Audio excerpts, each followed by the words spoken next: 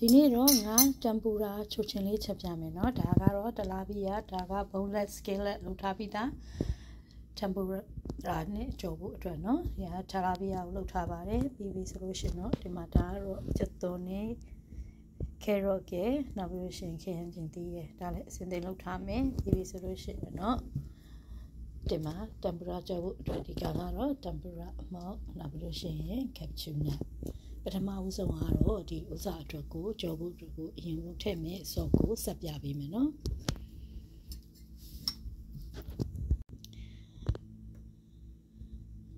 ဒါကတော့ခနော seasoning sauce เนาะဒီဥစားပဲငံပြားကြီးအကျဲပေါ့ပဲငံပြားကြီးအကျဲကိုထည့်မယ်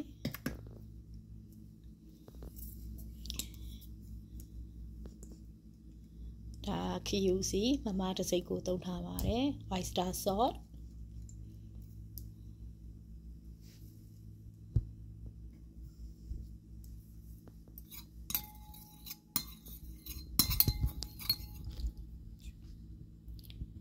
ဒါကတော့အချိုเนาะသူကမဆက်ဘူးမချင်ဘူးအချို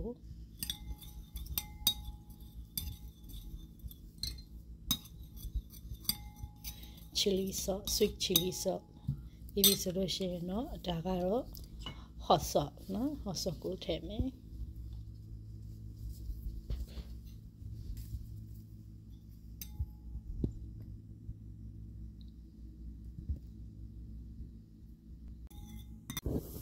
ဒါငါးလေးကိုရတာလေးထည့်တာပေါ့เนาะစားလေးနည်းနည်းထည့်မယ်ဒီလိုဆိုလို့ရှိရင်เนาะဟွန်တက်ချီငါးမုတ်နည်းနည်းထည့်မယ်ငါးလေးမှာအရသာထည့်ပြီးပြီဆိုလို့ရှိရင်တော့နေပေးမယ်နော်စီပူအောင်အရင်ဆုံးတည်ထားပေးမယ်နော်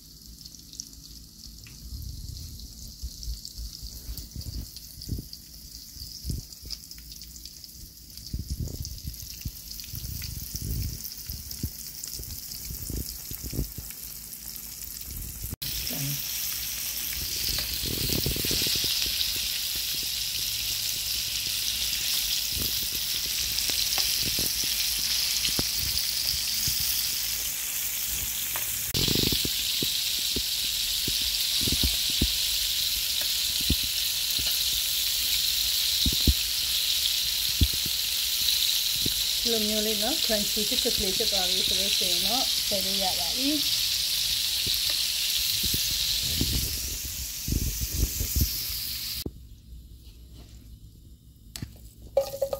ချက်သွန်းနေလေးရင်ထည့်မယ်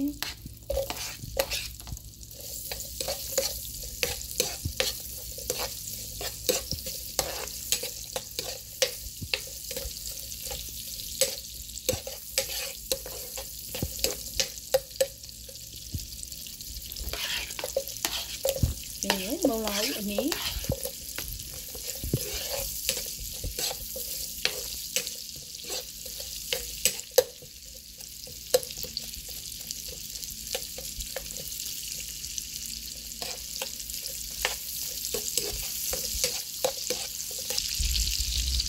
ဒီလိုရှိနေနော်ဒီဟိုစီကပ်ချင်တဲ့မယ်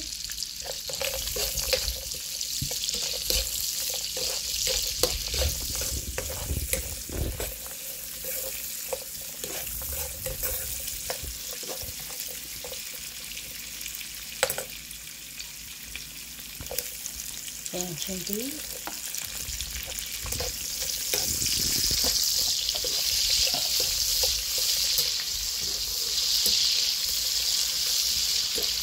ဒီစီနော်ဒီမှာကကြော်ထားတဲ့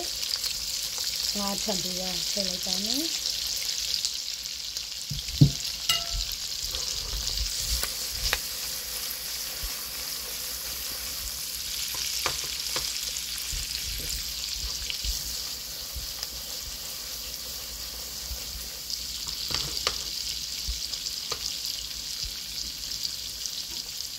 ဒီဆိုရင်တော့ခဏလုံးအောင် shop တွေဆက်ထားတာနော်ပဲငယ်ပြာယူလေးနဲ့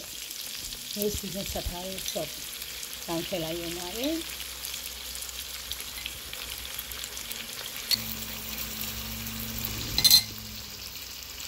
ဒီဆိုရင်တော့ရေကြီးကြော်လေးပြလိုက်ရင်ဒါဆိုရင်တော့ရပါပြီနော်အားလုံးစင်တစ်ဖြစ်သွားပြီနောက်ဆုံးမှာဒီပုံလေးကလေးရောင်လေးရတဲ့စစ်စစ်လေးနဲ့ဟာလာပပလေးနဲ့အကြတာရှိတဲ့ရန်ကိုမြန်ဆန်လွယ်ကူရနော်ဒါ restaurant တွေမှာသွားစားမယ်ဆိုရင်အရင်စေးကြည့်တယ်ဒီလိုဟင်းမျိုးတွေကကွက်ကိုလှုပ်စားရင်ကုန်ကြစိတ်လည်းမရှိဘဲနဲ့အရင်လေးမြန်ဆန်နဲ့လွယ်ကူတွေလက်ဖက်ရှင်းရှင်းနဲ့ကိုယ်ကိုယ်တိုင်းချက်စားလို့ရတဲ့ဟင်းမျိုးလေးကိုသင်ပေးလိုက်ပါတယ်နော်